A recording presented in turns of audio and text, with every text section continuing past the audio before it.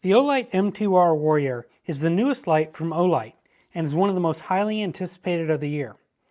The first time we saw it was at SHOT Show, and the M2R Warrior is designed as a tactical light. It includes several features Olight is known for and a few new ones, like this new tail switch. Thanks to Olight for sending this out to me to take a look at.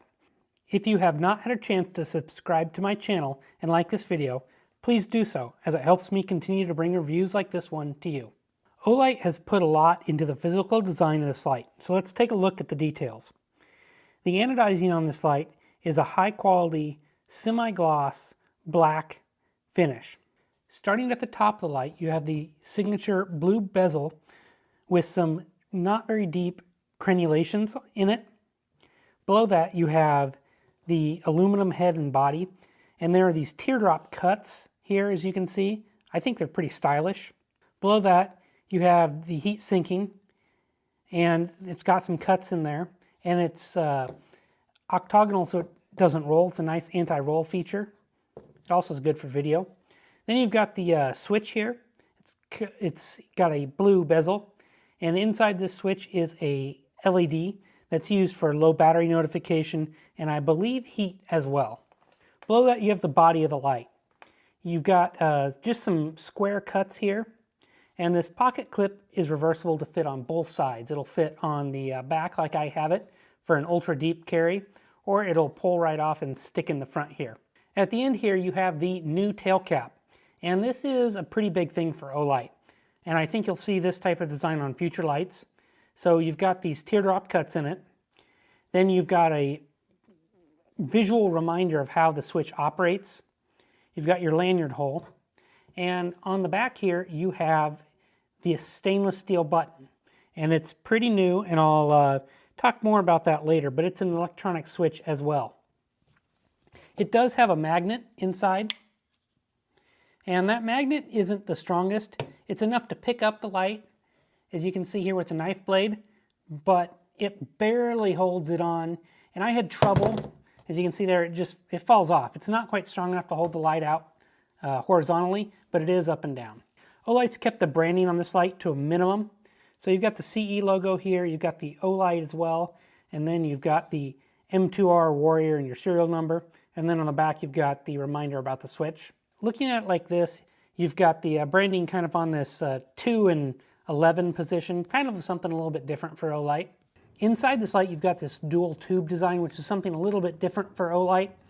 What this allows you to do is use this new tail cap for charging system. It's a safer system, and it also allows for the dual switch design. Do not remove this inner tube. I made that mistake. It's got an O-ring down at the bottom, and it's incredibly hard, if not impossible, to get in from the backside.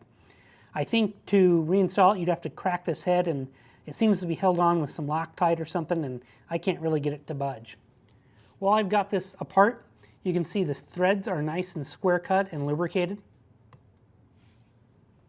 So the light with the battery and clip installed comes in at 5.43 ounces.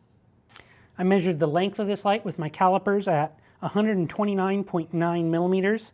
Diameter at its widest here is 28.53 millimeters, and diameter at its narrowest on the tube here or at the head is 25.48 millimeters. The M2R Warrior uses a Cree XHP 35 LED, and in my example, neutral white. Cool white is also available if you prefer that. The lens itself, as you can see, is made of glass and is anti-reflective coated. The reflector itself below is highly polished with a heavy orange peel, and this really does a nice job to smooth out the light, and as you'll see from beam shots here, it's pretty good. When combining this with the LED, you get a light pattern that's hard to describe though. It has a hot center, but with quite a bit of flood on the spill. The transition's very smooth. The result's a light that's kind of a do-it-all, I'd say. It's not quite a true thrower, but it throws decently, and it's not a pure flood either. For me, this is pretty ideal for EDC use. High output lights put out heat, and this is nothing new, and the M2R Warrior isn't an exception. During my 3-hour runtime test, I measured this light, and at the 2-hour mark, with an infrared thermometer, the body where you hold the light in here was 122 degrees Fahrenheit, and that's pretty dang warm. It radiated throughout the light, and this is pretty warm at 2 hours, especially because you figured the light would power down. It was most likely in the high 700 lumen range at this time. It could have been just kicked down to the medium 1 mode. During my standard 1-minute tests in turbo in standard mode, so 1000 lumens, it reached 90 degrees. I continued that test for 2 minutes and it reached 96 degrees. This is going to get a little bit complicated, and it's part of why this review is going to be a little bit longer. The modes of this light are a little bit tricky and interesting. This light has 2 main modes of operations. First, a standard, and then an enhanced tactical mode. I did most of my testing in the standard mode because that's what I prefer. I like to have turbo available on this rear switch instead of strobe in the tactical mode when you lock in. And see the manual how to switch between modes. There's a couple different ways to do it. In the standard mode, this light goes up to 1000 lumens in turbo and bumps to 700 lumens after 3 minutes. From there, it has medium 1 at 250 lumens and medium 2 at 60 lumens, low at 15 lumens, and then moon at 1 lumen. In enhanced tactical mode, all are the same except turbo is 1500 lumens. No matter if you use it at the rear momentary switch or the side switch and you lock in. To me, it'd be easier just to have one turbo mode that was the same level in both modes. The UI is similar to other Olights, but with some differences. Long press from off to go to moon, as you can see there. Double click to go to turbo, and triple click to go to strobe. The front E switch is mostly used as a mode switch, but can be used to turn the light on and off as well if it's first off. So I'll demonstrate here, as you can see. The light does offer a lockout mode if you keep holding. It's hard to tell, but there is a LED there that will come on when you're in lockout mode to let you know you're in lockout mode. To get out of lockout mode, you just press and hold. The new rear tail cap is multi-purpose. It's its charging base and it's a dual mode switch. It's fairly silent in momentary mode, and I'll hold it up to my mic here. And then when you full click, it has a small click. These are not very audible to the ear, especially if you're in any environment with any noise. So it's almost silent.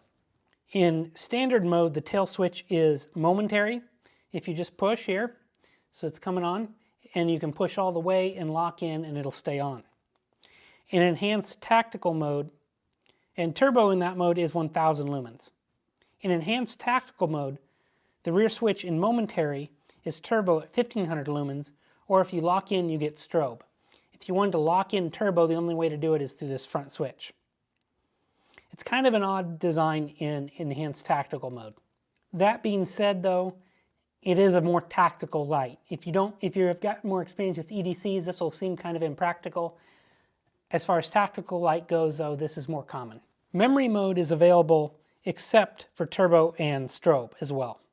Here's a runtime graph of the Olight M2R Warrior, and it's pretty much what I'd expect to see and exactly what the manual says.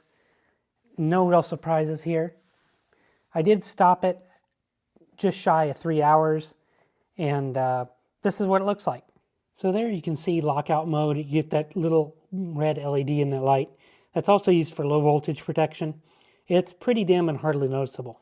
So here I've got the tabletop shots to show you the light beam quality, and I've got it in low here, 15 lumens, and that's kind of the beam spill, if you can see the light. So it's got some decent throw, but at the same time quite a bit of flood. And there is the beam pattern from just at camera lens level.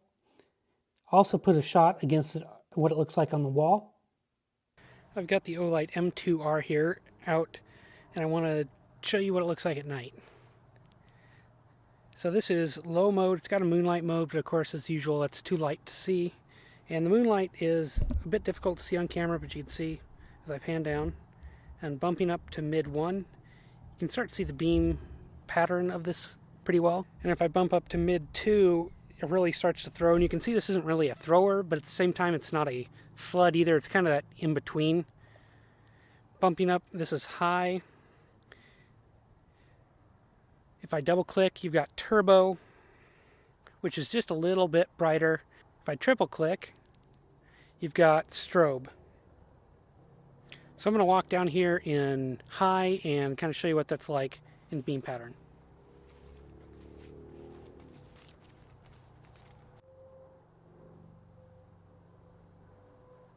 So this is a really useful beam pattern, I think.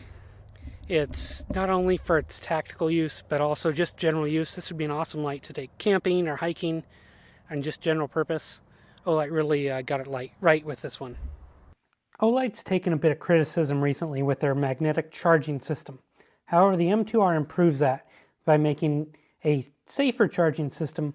While the tail cap still has exposed voltage, looks like about 4 volts in my case with a fairly full charged battery, the amperage is not much. Microamps, on the other hand, here is pretty low. I'm showing 0.2 microamps right now. The biggest improvement, in my opinion, to the charging system, along with the safety, is that the light no longer needs to use proprietary Olight batteries. Now, with this light, it will use and charge standard button top cells, flat top, or high drain batteries. It doesn't matter, and it'll charge them all with the magnetic charging system. This light's compatible with this standard charge system or the Micro Dock 2 system that Olight has. The operation is just the same as you saw there. It just clips right on, and this light goes red when charging and then green when completely charged. The packaging the Olight M2R Warrior comes in is extensive. A lot of work went into the design and execution here. The outside is pretty typical of Olight. The light does come with a 5-year warranty. On the back side, though, there is a lot of information all about this light.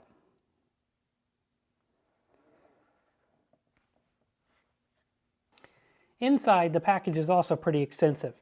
At first, you've got this plastic cover with instructions on how to switch modes, and it lifts off. Inside, you'd have where the light would sit. And then you have this box which contains the charging system, a lanyard, and a holster. Here's the lanyard. It's pretty typical of other Olights. It does come with a threading needle to help you get it through the light, which is a nice touch. Here's what I really want to talk about here is the new holster, though. This is unlike any other Olight holster. First, you've got a button here to detach the light and put it in. Inside, it's kind of like a padded felt inside, and the light just slides in real nice, and it latches. Very secure when it's in there. At the back, you've got this belt loop that's attached via a strap, and then you've got a more traditional belt loop back here, and it is branded Olight. So it's a nice holster, definitely a step up from other stuff, and it even has a drain hole in the bottom. For me, the pros are there's no proprietary battery need for the magnetic charging system to work. Flat tops, button tops are all accepted. You need a 6 amp continuous discharge battery for turbo to work. The tail switch has a fantastic feel. It's quiet and manages magnetic recharging too. I only wish the magnet was just a little bit stronger. I really think this light has a great beam pattern. The heavy orange peel on the reflector really smooths things out. It's less spotty and more practical than most tactical lights. I think this light has a great pocket carry clip. It allows you to carry the light either way with the clip and on either side of the flashlight. So they've really thought of that and given you a lot of options. And last but not least, I really like this light has a choice of cool or neutral white LEDs. I personally prefer neutral white, so that's what I have here. There are a few cons as well with this light. It's a little bit longer than I want to EDC my front pocket in the office, but it's shorter than other tactical lights and smaller in diameter too. The magnet isn't quite strong enough to hold the light on some slicker magnetic surfaces in the vertical position, but the light will hang just fine. I don't care for the 2 turbo modes. I think it's a little bit confusing. I wish Olight would have just went with 1 turbo mode instead. And no extra O-rings were included in this package. I feel like in a premium light, you should include a couple extra O-rings. The Olight M2R Warrior is a pretty impressive light in my opinion. I like the direction Olight is trending with this light by using a safer charging system and stepping away from the use of proprietary batteries. I hope future lights carry on this tradition. For me, it's a little bit larger than I'd want in a pocket EDC while sitting at my desk job. However, if I was standing, I think it'd be a little bit more comfortable. And there is the included high quality holster, which is another good option if you're going to carry the light.